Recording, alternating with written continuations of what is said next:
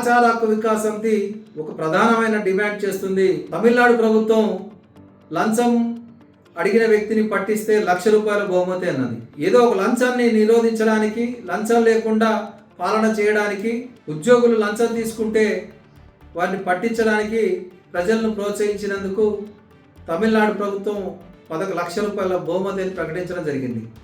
అలాంటి నిర్ణయాలను అన్ని రాష్ట్ర ప్రభుత్వాలు, కేంద్ర ప్రభుత్వం ప్రజలకు అవకాశం ఇవ్వాలి. ఆ విధంగా ప్రమోట్ చేయాలి. లంచం తీసుకున్న వారిని పట్టించిన వారి యొక్క వివరాలు రహస్యంగా ఉంచాలి. వారికి అవసరమైతే బహుమతి మొత్తాన్ని పెంచాలి. ఆదాయానికి మించిన ఆస్తులున్న ఉద్యోగుల వివరాలు, సమాచారం ఇచ్చిన వారికి ప్రోత్సాహం ఇవ్వాలి. వారికి రక్షణ కల్పించాలి. వారి పేర్లను రహస్యంగా ఉంచాలి. తద్వారా లంచం తీసుకునే వ్యక్తులు లంచం తీసుకోకుండా నియమ నిబంధనల ప్రకారం, జీవోల ప్రకారం, చట్టాల ప్రకారం, విధి విధానాల ప్రకారం పనిచేయడం జరుగుతుంది.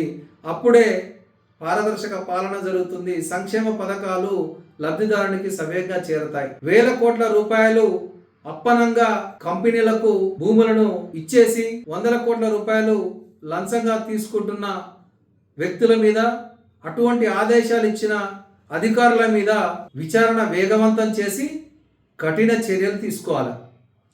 కఠిన చర్యలు తీసుకునే దానికి వీలుగా చట్టాలు తీసుకురావాలి. ప్రగతి కోసం వేల కోట్ల రూపాయలు ఖర్చు పెట్టినా లంచం, అవినీతి, అక్రమాలు ఉండడం వల్ల ప్రగతి ముందుకు సాగడం లేదు. అనుకున్న లక్ష్యాన్ని చేరడం లేదు. లక్ష్యం నీరుగారిపోతుంది. ప్రగతి ముందుకు పోవడం లేదు.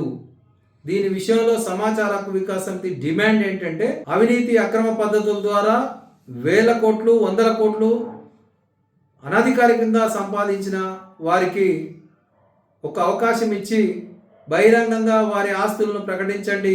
తదుపరి గడువు కాలం అయిపోయిన తర్వాత ప్రభుత్వం కొంత శాతాన్ని ట్యాక్స్గా తీసుకొని వారి మొత్తాన్ని జప్తు చేసుకోవాలి. తదుపరి కాల పరిమితి అయిపోయిన తర్వాత కాలపరిమితిలోగా తన అక్రమ ఆస్తులను, అక్రమ సంపాదనను, అక్రమంగా సంపాదించిన డబ్బును, బంగారాన్ని ప్రభుత్వానికి జప్తు చేయకపోతే తదుపరి ఏసీబీ, విజిలెన్స్, ఈడీ ద్వారా దాడులు ముమ్మరం చేసి వారి అక్రమ ఆస్తులను, బంగారాన్ని, డబ్బును ప్రభుత్వం జప్తు చేసుకోవడంతో పాటు వారికి కనీసం 7 సంవత్సరాల కఠిన కారాగార శిక్ష విధించేలాగా చట్టాలను రూపొందించాలి.